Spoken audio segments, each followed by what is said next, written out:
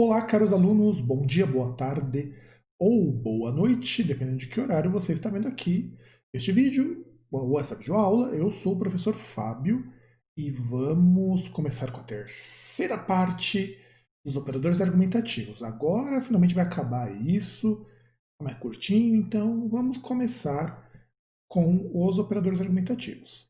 Bem, nós já vimos então os operadores na primeira e na segunda parte, e dando sequência, vamos falar dos operadores de tempo ou temporalidade, de temporalidade.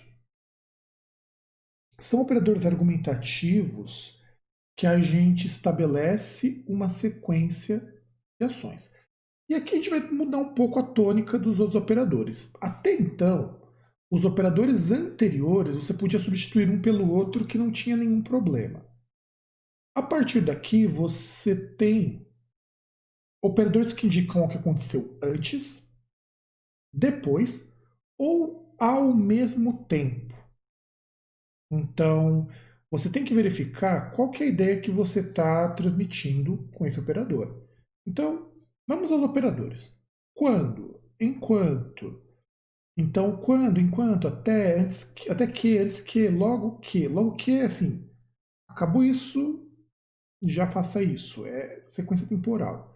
Assim que, depois que, olha, isso daqui já é a ação posterior, sempre que indica ações recorrentes, ações que costumam acontecer juntas. Desde que, o desde que é muito parecido com a ideia de condição, mas o desde que ele é uma ação que está atrelada a outra automaticamente em termos de tempo. Desde quando, todas as vezes, senão, olha a restrição de tempo aqui, quando, ao tempo que. Então, esses operadores, eles vão indicar uma sequência temporal de ações. Então, vamos ver alguns exemplos aqui. Eu fiz cesárea depois que entrei em trabalho de parto, ou seja, essa ação aconteceu após o trabalho de parto. Eu fiz cesárea logo que entrei em trabalho de parto. Dá diferença essa ideia de temporalidade? Não. A gente, claro, diz coisas um pouquinho diferentes. Depois que dá uma ideia de uma coisa antes, uma coisa depois. O logo que é meio que assim, acabou um, já começa outro. Mas em ambos os casos, eu tenho aqui duas ações que aconteceram posteriormente. Então, essa oração aqui é chamada de oração temporal. Entrei em trabalho de parto. Nas duas, seguida do operador argumentativo, é chamada de oração temporal. E eu posso inverter. Então, por exemplo, depois que entrei em trabalho de parto, fiz cesárea. Eu cortei o eu aqui porque não é necessário reforçar, mas poderia. Depois que eu entrei, não tem nenhum problema. Ou eu fiz cesárea, não há problema nenhum. Depois que entrei em trabalho de parto, fiz cesárea. Logo que entrei em trabalho de parto, fiz cesárea. Note que se eu inverto, eu coloco vírgula. Diferente do que acontece aqui. Aqui, o operador argumentativo não exige vírgula. Ao contrário do mas, ao contrário do outro que vai exigir vírgula, aqui não exige. Então, depois eu fiz cesárea depois que entrei. Desse jeito. Se eu inverter, depois que entrei em trabalho de parto, vírgula, fiz cesárea. Logo que entrei em trabalho de parto, vírgula, fiz cesárea. Por que a vírgula? Porque vocês muitas vezes aprendem errado qual que é o conceito de vírgula. Vocês aprendem a vírgula é uma pausa para respirar. Não é. Até porque se for, quem fala muito rápido não usa vírgula. Vírgula não é um sinal da oralidade, exceto em texto poético. Na poesia, a vírgula é pausa. Em texto escrito, a vírgula ela tem uma função de separar unidades de significação.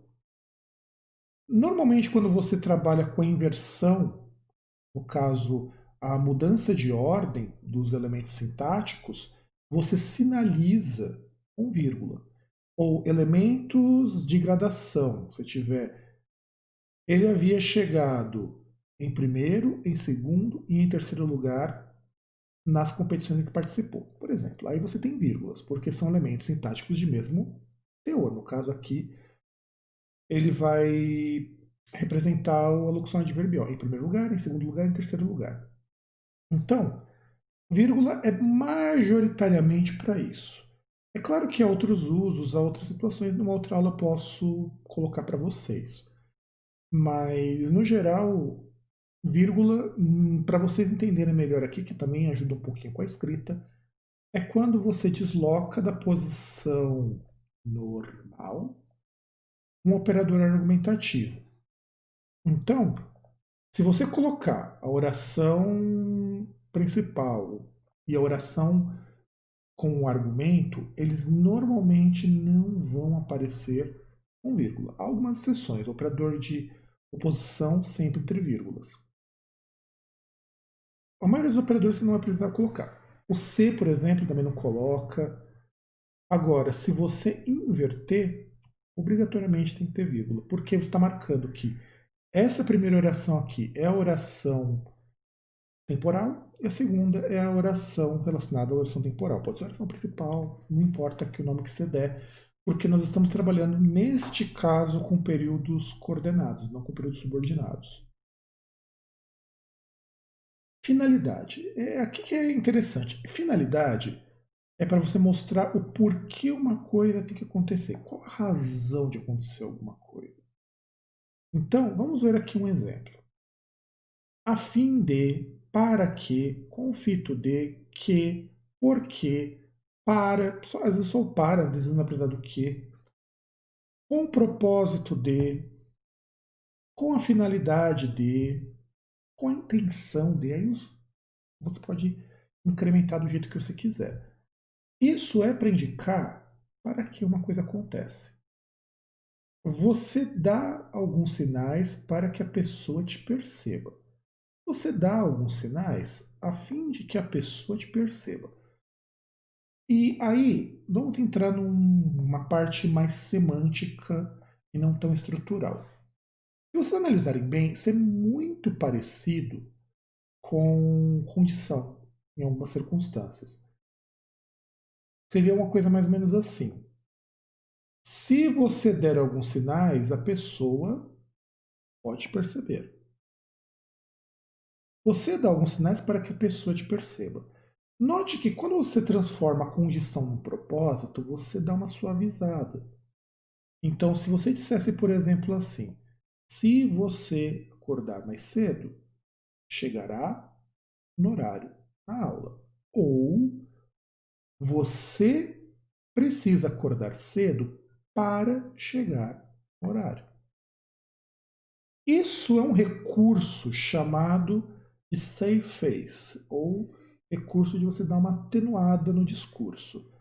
Às vezes, não é interessante você utilizar condição, nesse caso aqui. Na verdade, o save face tem outras finalidades para isso. Mas nessa situação, dá para transformar uma condição em uma, no caso, uma proposição que indica finalidade, uma oração final que a gente diz. É possível, nem sempre, mas muitas vezes você consegue. Principalmente discursos que podem ser atenuados. O contrário já não acontece. O que tem uma finalidade, muito dificilmente você consegue converter, a não ser que utilize o para, um já que, nessas situações. Lembre-se que aqui você pode usar o porquê. Este porquê representa o para quê. Então, aqui no caso, você dá uns sinais porque a pessoa te percebe, ou a pessoa te percebe porque você dá alguns sinais. No caso, você precisa trabalhar com inversão. Aqui do jeito que está não funciona, nessa oração não funciona. Então é assim que a gente trabalha com a ideia de. Ou eu posso alterar a ordem. Também não há nenhum problema aqui de eu alterar a minha ordem na minha sequência. Não há problema nenhum. Para que a pessoa te perceba, você dá alguns sinais. A fim de que a pessoa te perceba, você dá alguns sinais. Note, a mesma coisa aqui, você coloca a vírgula para separar as duas orações. Certo? Alternância. Aqui já é um pouquinho mais chatinho. Alternância é quando você dá opções para a pessoa. E essa opção são possibilidades dentro de uma sequência de ações. Pode ser, pelo menos são duas, mas pode ser mais do que isso. Em geral, você vai utilizar esses operadores sozinhos ou em pares. No geral, quando você utiliza em pares, você enfatiza a questão da alternância. Ou, quando você tem as duas opções, ora, ora, já, já, não, nem, quer, quer, seja, seja, talvez, talvez. No caso, nem sempre estará aos pares. Muitas vezes nem, inclusive o ou. Seria uma coisa assim. E você tem a opção de ficar quieto ou conversar lá fora. Então, essa é uma possibilidade. Ou você tem a opção de ou ficar quieto ou conversar lá fora.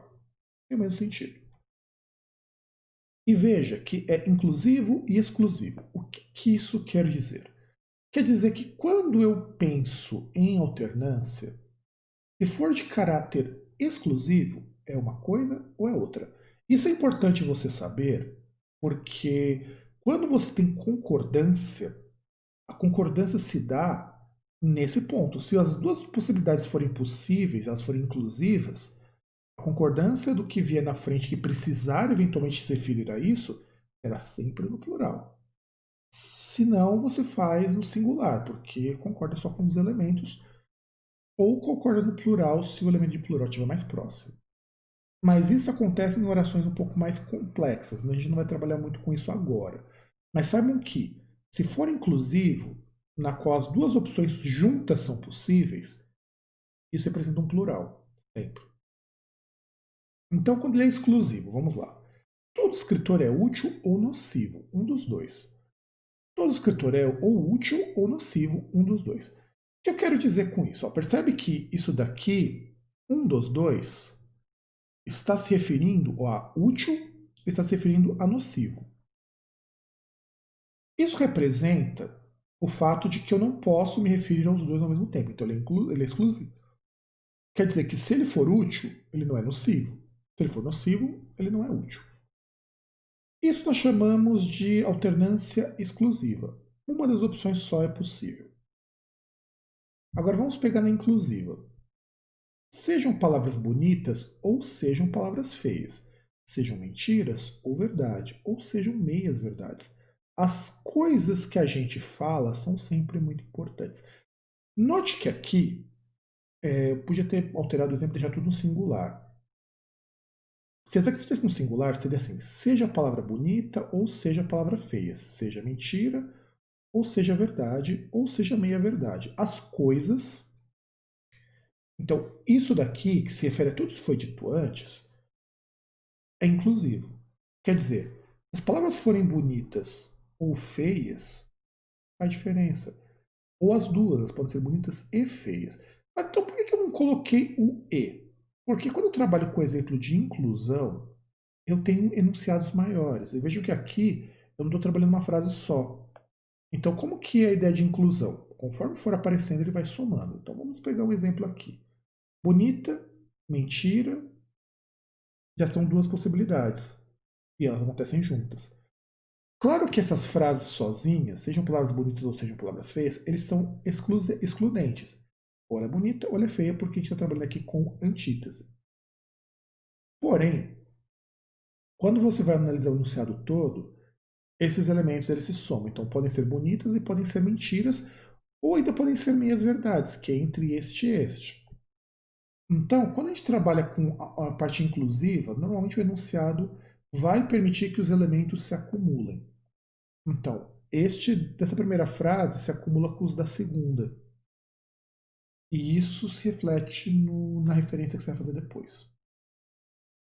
Então, quando for inclusivo, como é o caso aqui de trás, você vai ter sentenças menores e vai ser uma coisa ou outra. Quando for exclusiva, for inclusiva, os elementos podem ser somados e normalmente eles acontecem em frases separadas. Pode acontecer na mesma frase, se for uma frase muito longa, mas é mais comum em frases separadas. Agora, conclusão, que é um dos operadores que eu mais gosto. Conclusão é você encerrar um raciocínio. Isso aqui pode ser usado, inclusive, quando você estiver finalizando texto ou finalizando parágrafo. A conclusão é, eu apresento uma série de argumentos antes e finalizo com a minha conclusão. Então, para você concluir alguma coisa, você precisa apresentar argumentos em uma sequência. E os enunciados também são apresentados em uma determinada sequência. A gente utiliza com mais frequência o logo, portanto, então, assim, enfim. Por favor, não me usem assim sendo, tá? É muito feio, não me utilizem isso. Consequentemente, por isso, por conseguinte, de modo que, por fim, esses são os mais comuns. Então a gente conclui coisas a partir daqui. E aí vamos a um exemplo para ilustrar isso. O auxílio de um bom advogado custa caro e, portanto, não está disponível para os mais pobres. O auxílio de um bom advogado custa caro. Por fim, não está disponível para os mais pobres. Deste modo, também poderia entrar aqui, a gente poderia substituir por qualquer um deles. O que eu quero dizer, não estar disponível para os mais pobres é o serviço de um auxílio de um bom advogado. E ele não acontece por uma relação lógica entre as pessoas não terem dinheiro e eles custarem caro. Então, é isso basicamente que reflete a conclusão. Lembre-se que conclusão, gente, você só pode utilizar quando você tiver um raciocínio estruturado antes. Você pode começar um parágrafo com portanto, por logo, deste modo, se você estiver encerrando um texto. Então, para a gente poder finalizar nossa aula de hoje, é basicamente isso que vocês têm que ver sobre operadores argumentativos na parte 3. Essa é uma explicação bem curta, bem rápida, é fragmentado mesmo para vocês poderem acompanhar com mais calma e fazerem depois os exercícios. E algumas considerações finais. Quando você faz uma sentença maior, juntando frases, normalmente a primeira frase é a que você vai dar ênfase. Não necessariamente vai ser o seu argumento mais forte. A gente viu lá no de oposição que não funciona. Mas, em geral, é onde você vai apresentar a tua melhor ideia. Então, é importantíssimo você estabelecer a ordem do que você quer fazer, porque existe uma hierarquia das frases.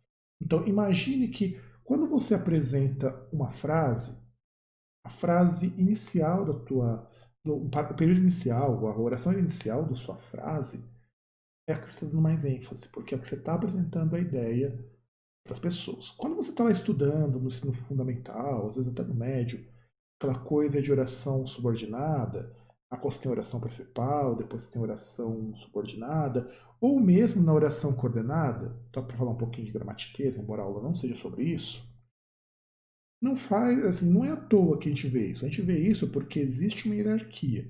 O operador argumentativo, ele ajuda você a estabelecer uma sequência nessa hierarquia.